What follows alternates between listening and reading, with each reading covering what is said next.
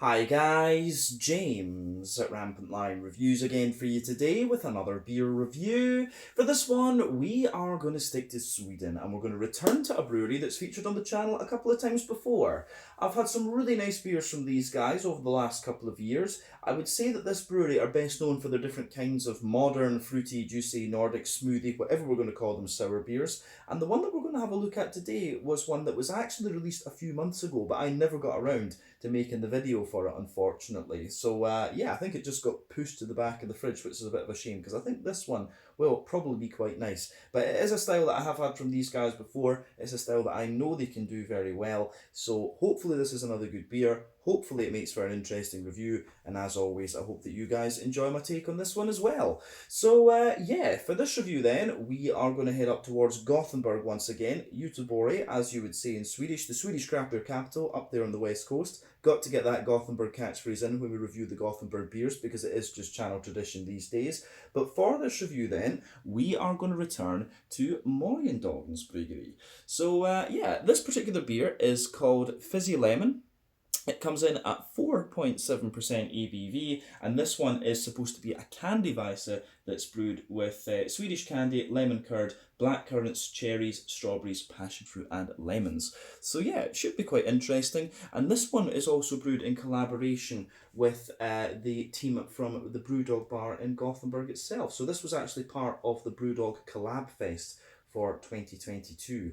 So yeah, this should be really quite nice. Nice to return to Morgondagens after what feels like a good wee while. I honestly can't remember what the last review I did from this brewery was, come to think of it. So yeah, let's crack on with this one then and see how we get on. A 4.7% Candy Weisse. First time I'm reviewing a beer that is specifically called a Candy Weisse.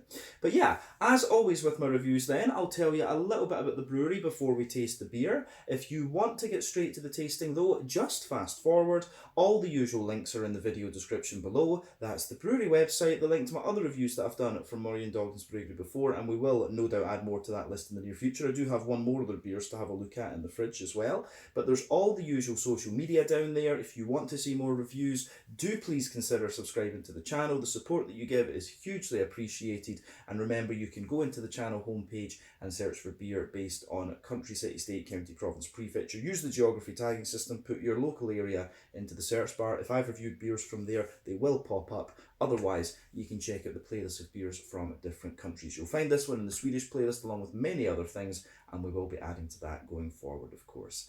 But yeah, let's go on and have a little chat about Morgondagens Bryggeri then. So on to my brewery notes. So Morgondagens Bryggeri was founded by Jonas Gustafsson and Jenny Nielsen. So the pair had lived in Ingeru outside of Stockholm and they brewed together at home before moving to the west coast in 2017. So they were then based in Hamburg soon and they had the Morgondagens Ekologiska Ölkaffe, basically the Morgondagens how do you say, organic beer cafe, which was kind of cool. But they brewed their beers there, and this also acted as a tap room of sorts for them as well. But this building had actually been a pizzeria beforehand, and they set up a small brewery of 200 litres, and they became known for adding lots of different adjuncts into their beers. But they opened up the beer cafe during the summer months, which was also known for its pizzas and sandwiches, of course, and it proved really popular with the locals, and then they got their beers into Systembolaget and then Vinmonopolet in Norway as well. But they sold this premises in 2018 and then began brewing their beers at Popels Bryggeri in Jonsered for a period of time, but they now have their own brewery in the Hisingen area of Gothenburg where they have a 2,000 litre brew kit, and they started off with an initial 30,000 litre fermentation capacity, but I believe they've actually expanded that quite a little bit. But they now have the brewery up and running. They've been going quite well for the last year or two, so yeah, it's pretty for the last couple of years I should say, and things have been going well for them from what I understand. But they also have a collaborative brewery with Mikrofon Bryggeriet, or Duck Pond Brewery as they're now known, which is called Wizard Brewing, as well as another brand which is called Paranormal, and this has been export only so far. I don't think they've released any of those beers here in Sweden. But as of December 2022, when I'm filming this review for you, these guys have produced 115 different kinds of beer, And one of the latest articles I saw on this brewery actually was that they'd released the cheapest ever beer through Systembolaget, and it was something like 5 or 6 crowns actually, which is just crazy. So yeah, Morgondagens, as I say, very well known for their kind of modern Nordic, smoothie, juicy, whatever we're going to call them, sour beers, and apparently doing things very, very cheaply as well. They made the beer, I believe, to say thank you for all the support that they had over the course of the pandemic. But yeah, I think that is everything we can really say about Morgondagens Bryggeri for the moment. So if you want to learn more about these guys, once again, you can check out the brewery website, you can follow them on Facebook and Instagram to keep up to date with all the latest goings on, and you can check out the Rate Beer, Untappd and Beer Advocate pages to learn a little bit more about all the different beers that these guys have done. So yeah, I think that's everything we need to say. We can get on and actually have a little look at this beer. So yeah, as you can see, the artwork on this one is pretty nice, as you often get, I should say, with Morgondagens Bryggeri. It tells you a little bit about the beer on the side here. It says Fizzy Lemon is a collab with Brewdog Gothenburg for the Brewdog Collab Fest. It's a triple fruited candy Weisse packed with ridiculous amounts of red berries and with a lemon twist. It says the artwork on this one has been designed by Hibombo, and yeah, you can see the Morgondagens and Brewdog Gothenburg symbol there. So yeah, we're not going to talk about Brewdog so much because it is, it's one of the bars that have done this rather than the brewery itself. But yeah, as I said to you earlier, this one is 4.7% ABV. I got a list of all the things it contains. So it contains Swedish candies, Juris, lemon curd, and there's some blackcurrants, cherries, strawberries, passion fruits, and lemons in this one. So should be quite nice.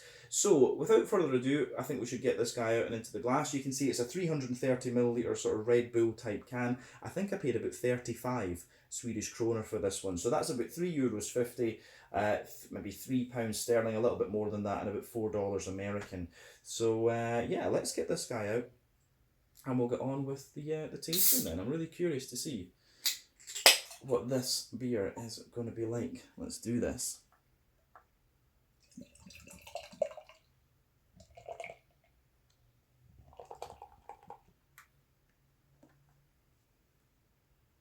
So, yeah, there we are. That looks pretty nice. So, anyway, as you can see, it's poured kind of as you would expect for a modern sour beer. The only thing that's a bit surprising about this one, if you don't know what fruits and stuff in it, are the fact that it's purple. Because, when it's called Fizzy Lemon, you would think it was going to be a kind of bright yellow colour or something like that. But anyway, so we can see that this beer is poured with, I would say, about a half finger of a frothy kind of pink tinted head there. You can see that. Looks very, very nice, I have to say. So yeah, the way that goes together, I have to say, is pretty damn nice. But yeah, you can see a mix of kind of smaller medium bubbles on the bottom and smaller bubbles going up toward the head there. The head is incidentally just fading away to be a nice kind of thin foamy layer. But like I said, the colour of this one is a really kind of deep burgundy. Reminds me of the sort of Heart of Midlothian football jersey. So yeah, one or two big bubbles sticking toward the side of the glass there, a few little ones going up toward the bottom of the head, as we said, but other than that, not much in the way of visible carbonation. Yeah, in terms of the haze in this beer, remember the haze will be down to the oak content and wheat content in the beer, as well as the yeast to an extent. But yeah, this one, it's not the soupiest and kind of gloopiest of modern sours that we've come across, but it does have a little bit of haze, which you would expect from any sort of Hefeweizen type beer. So yeah, Hefeweizen of course means yeasty wheat in a sense. So yeah, this one, Candy Weisse, this is the first time I've had this. I have had a candy sour from Finland fairly recently, so yeah, that was pretty interesting.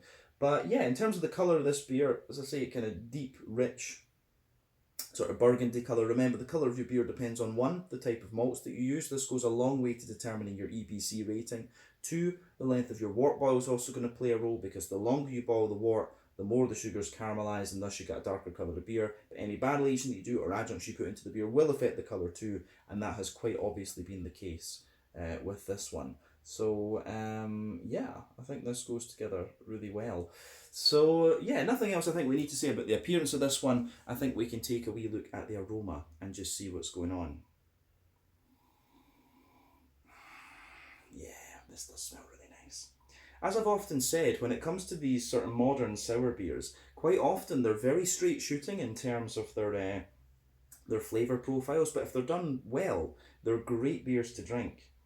And you know, there's a few really good breweries like this in Sweden now. I mean, Duck Pond from Gothenburg are one, Morgondagens obviously, Elma Living down here in Skåne. I've probably missed a few, but you know, there are some breweries doing some really, really nice. Fermenterna up in the Gothenburg area as well, that's who I was thinking of. They've got some really great sour beers like this.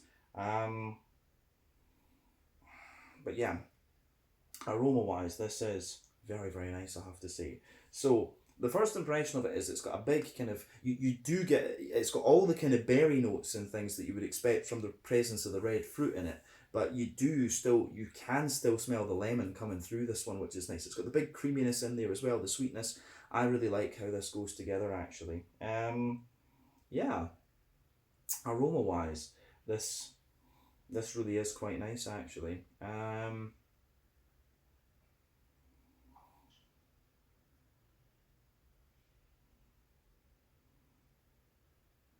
Yeah, I think we can break this down and just describe it a wee bit more. So, the backbone of this beer, absolutely, you get a little bit of a kind of fresh white bready bread crust coming out of this one. You always get that in these beers. That's from the barley malt. So you get a little bit of fresh white bread crust, a sort of fluffy white bread in there as well. And then we start to get all the kind of creamy elements out of this one. So I'm getting some nice, I'm absolutely getting some nice kind of yogurty notes, like petit filou type things. So yeah, that comes out really nicely in this beer, absolutely.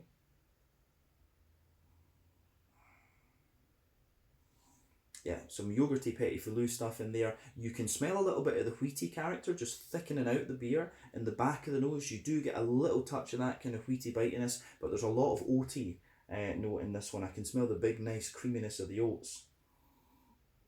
And as I forget exactly which month this beer was released, but it was released as one of the Lokaltas Muscovite things. I think it might be in October that I got this one actually, and I just never got time to review it because I was travelling and things, or maybe September.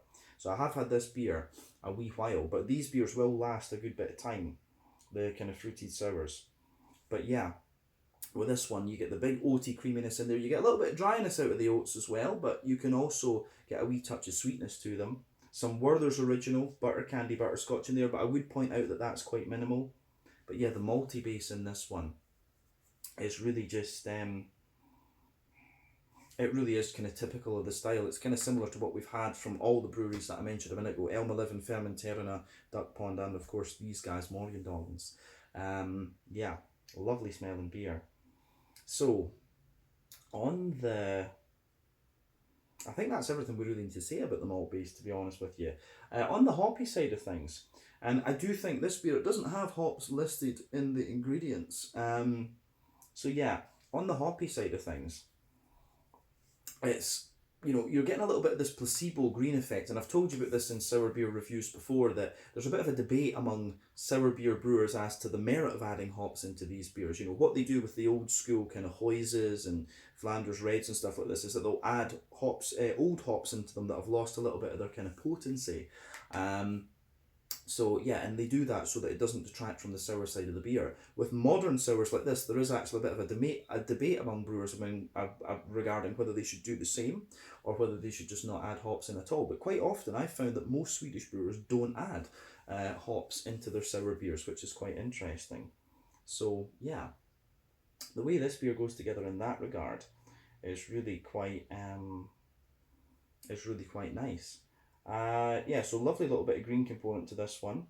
But as I say, it's placebo effect. There's not actually hops in this beer. You can kind of tell from how smooth things are. But yeah, I get a teeny little bit of earthiness, good little bit of floral character and a bit of grassy zestiness, but I suspect that zestiness will be coming from the presence of the lemon in there. In the top of the nose as well, you can really smell like the kind of candy sugar as well, for sure. I don't know what sweet it is, if it's lemon sherbet or something they've based this on, but whatever it is, it does smell very nice. But on the fruity side of things, like I said, you can smell the lemon and the kind of zestiness of the lemon just pushing its way through. They use purees when they make these beers, of course, because it's just good chemistry, lots of surface area, liquid reactions and so on. But yeah, you can smell the big lemony presence to this one, but on top of that, you've got all the kind of fruity characters coming out of this one. You do get a bit of the kind of sharper I think I'm forgetting what fruits are in it now, but I'm getting certainly a little bit of a sharper cherry to this one. I'm getting some kind of blackberries sort of notes as well. You know, there's a bit of candied strawberry in there, a little bit of raspberry and stuff. You've got all these lovely sharp red fruit notes. I need to check what fruits are actually in this one, but that's what I get without knowing what, without remembering, I should say, what fruits are in this one. So this is blackcurrants, cherry, strawberries. Ah, okay. Passion fruit and lemon. So yeah, I wasn't really getting much of the passion fruit, and I thought it was more blackberry than blackcurrant, in fairness. But for me, the main difference between a currant and a berry is that the currants are a bit smoother, if you like. They're a bit more kind of juicy, if that makes well, it's sort of more oily, whereas the berries are more juicy but tart at the same time. So I did not too bad there, but yeah, I didn't get so much of the passion fruit in there actually, but I think it's just because the cherries are so, the cherries for me are the most prominent one in this one, and you can smell the juicy strawberry underneath it for sure. But yeah, but even when I go back to it knowing what's in there, I think the passion fruits are a bit, I think the passion fruits are a wee bit, they take a bit of a back seat, to be honest with you. But as I always say, take a bit of time to enjoy the aroma of the beer before you get stuck into it. But I think it is about time that we try this one and see what it's all about. So yeah, this one is the Fizzy Lemon, a 4.7% candy Weisse, which contains Swedish Judas, lemon curd, and it's also got blackcurrants, cherries, strawberries, passion fruits, and lemons in it. And this one is brewed in collaboration with, but it's brewed by Morgondagens in Gothenburg in collaboration with the Brewdog Bar of Gothenburg. So let's get stuck into this one. Slange, skål, cheers.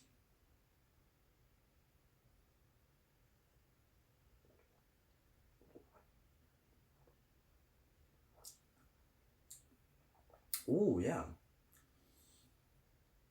I'm going to say straight away, this has a really interesting impact, because when you take it in, when you take this beer in, it really has, it feels very clean in a sense, but you get the lemon out of this right away. So it's kind of deceptive, this beer, because obviously the colour makes you think it's going to be like really, really kind of berry-like and so on. And I will also point out, this is not as creamy as a number of the kind of modern sours that I've had in recent times. But it certainly has, it's got a hell of a lemon punch to it. So yeah, quite deceptive in the fact that you think this, it looks more like a berry sour, but it's got that big lemony, it has got that big lemony sharpness to it. But yeah, I like it. This is very, very nice, I have to say. So a big thumbs up to Morgondagens for this. It's quite an unusual beer, but it is one that's going to make me think. And after 3,600 beer reviews, that's what you want. You want beer that is going to make you think a little bit.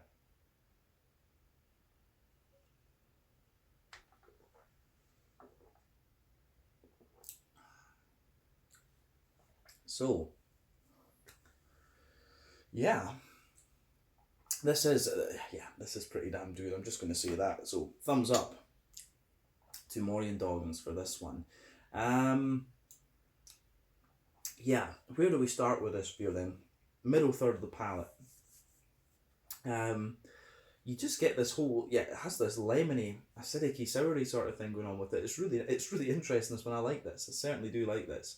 But yeah, let's look at that. Middle third of your palate then. So you can feel the backbone of this beer.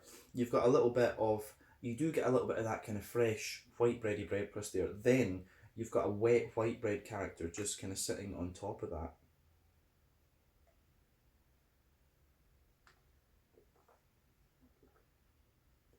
So, yeah, nice wet white bready character sitting on top of that. And then you can feel this one, you get the wheat in there as well. And the wheat is kind of, it's very, very smooth. And the wheat really in this beer acts as more of a smoothing agent. We need to remember that this one is more, it's not, you know, the modern, I'm not sure whether to consider this one more as a Hefeweizen or a Berliner Weisse, because it does have a little bit of character of the Hefeweizen as well, in fairness. But it is probably meant to be a Berliner Weisse, just a very, very sweet Berliner Weisse. So yeah, as I say, you've got the bread crust. Yeah, you do have the more kind of grainy bread crust in there.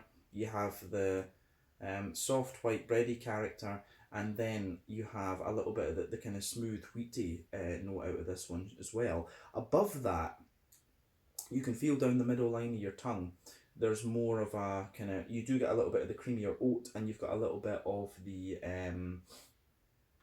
you've got the creamier oat, and you've also got a little bit of the kind of drier oat out toward the edge of the palate. But in the centre of your mouth, you can feel there's a little bit, you do get just a little bit of that kind of, you can feel a little circle there, and you start to get the Werther's Original sort of butter candy, butterscotchy notes out of the beer. So yeah.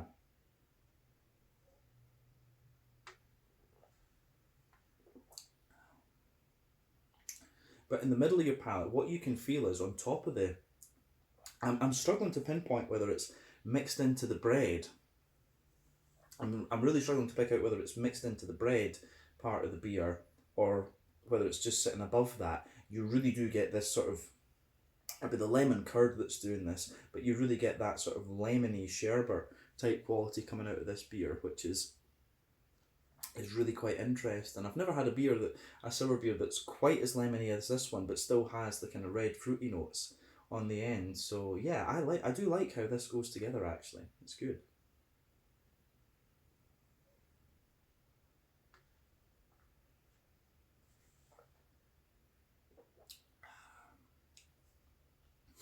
But yeah, the fruity side of this beer, I think is yeah, the fruity side of this beer is really, really nice as well. But the malty side is quite interesting. As I say, it's got quite a lot of sharpness to it, and it maintains. It had a hell of an impact when I took it in, but it retains a lot of that sharpness that we were talking about before. So yeah, let's have a wee look at the back third of the palate then. So the border region between middle and back third of your palate, you get a little bit of a bready build up in there. The base of the back third of your palate is a wee bit more of a kind of bread crusty type thing, and it is a little bit more of a kind of grainy bread crust, I would say. Remember, more dry and bitter flavours come out further back on the palate. We've always said this.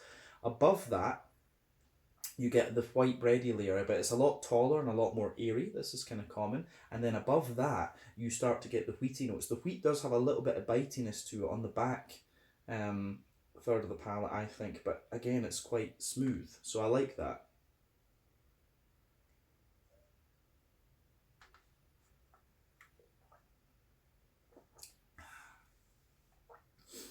So yeah, the above the kind of above that sort of wheaty bitiness there, the more that you go into the aftertaste for this beer, it actually does get a bit smoother, I would say. But then above that kind of wheaty layer, you do have this little bit of a more airy, farmhousey, where there's a little touch of like honeycomb or something there too. And you also just get a little, for me, at the back of the palate, which is interesting, you do get just a little touch of like vanilla. It's like a vanilla bread or something like that that comes out of this one. But yeah, the middle third of the palate is really lemon curdy, and you've got the oats and things in there too. So this beer, the where, the how and where, in terms of the flavours in this beer is really quite interesting. It's quite unusual in that sense, but certainly on the malty side of the beer, you can feel the flavour on the back third of your palate is definitely taller. Then as you come further forward, it just condenses down and squashes together that little bit more. So yeah, interesting malt base in this beer for sure.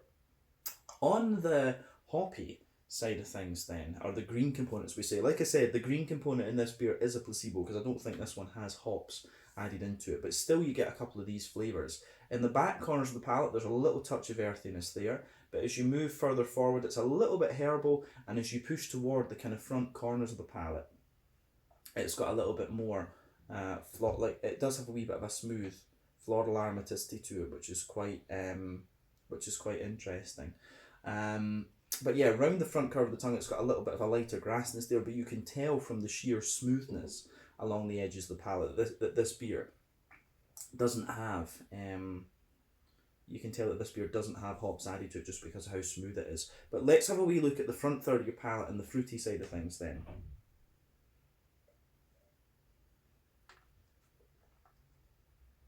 So,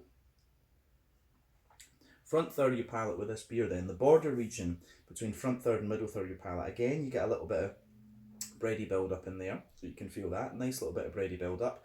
The base of that front third of your palate is more you've got that smooth kind of white bready, bread crusty sort of thing. Then you've got a bit of the smooth white bread, and then above that you get all the kind of fruity adjuncts coming out of the beer.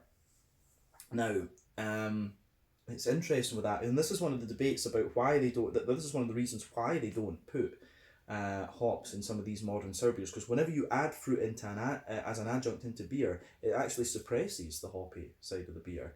But yeah, at the back of the at the back of that front third of your palate, you get a little bit of a you do get a little bit of a kind of passion fruity note coming out of it. So yeah, there's a wee bit of a kind of passion fruity quality in the base. You get the lemon there as well, actually, for sure. So yeah, the lemon, the sort of lemon sharpness, almost like a lemon sherbet sitting above the passion fruit. But then as you come further forward, you can get the blackcurrant and the strawberry underneath. And then the cherry definitely sits on top.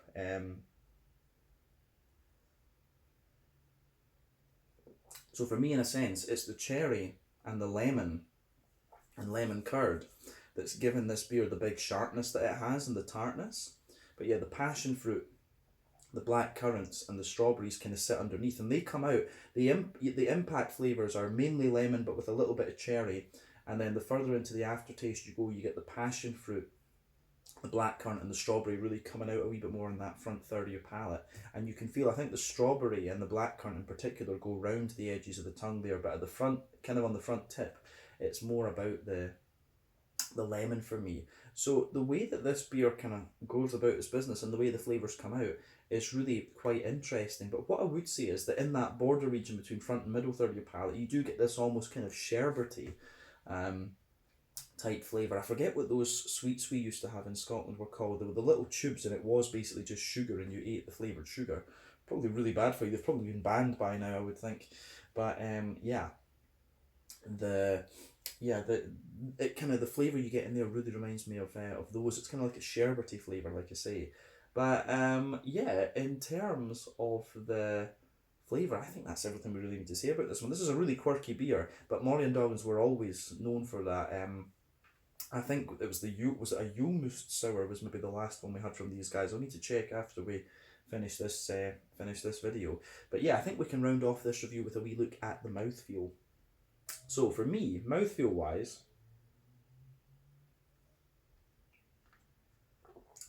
yeah, this is actually one of the lighter sours I've had in recent times. So for me, it's kind of, I'd say that it's pushing toward the,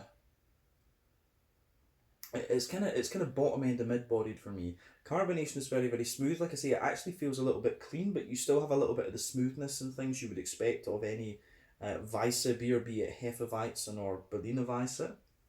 Like I said earlier, this beer does have a hell of an impact to it when you take it in because of the big heavy presence of lemon, so be aware of that. But the malt base, as we said, it's a little bit grainy, but quite smooth, good little bit of creaminess, a little bit of sweetness in there as well, so I like that. And then otherwise, yeah, and zero, probably, I think technically speaking there will be a couple of, I think technically speaking it will be 0 IBUs, but there is a little bit of bitterness along the side of the palate there, particularly into the further into the aftertaste that you go. But as I say, you've got a nice big juicy fruity tartness to this beer, which you do expect from it as well. Like yeah, the cherries and the lemons are giving you the sharpness, the other fruits I think are giving you more of the kind of fruity juiciness that you get further into the aftertaste. But yeah, this is a really quite quirky sour beer, this one, and I really have enjoyed tasting this actually, so it gets a big thumbs up from me. Yeah, I think that's everything that we really need to say about this one actually, so I think we can leave it at that. This one was the Fizzy Lemon, a candy Weisse with lots of different stuff in it, from Morgondagens in Hisingen in Gothenburg in collaboration with the Gothenburg Brewdog Bar. So yeah, once again, thank you for watching my beer reviews. Until the next time, please like, subscribe, share, all the usual YouTube stuff. Let me know your own thoughts on this beer in the comment section below. Let me know what your favourite beers are from Morgondagens as well, and we will no doubt return to these guys at some point in the very near future. But until the next time, Slanger just now, I'll catch you guys later, and we will be doing more reviews from Morgondagens going forward. So yeah, Slanger, Skull, cheers, see you guys in the next review.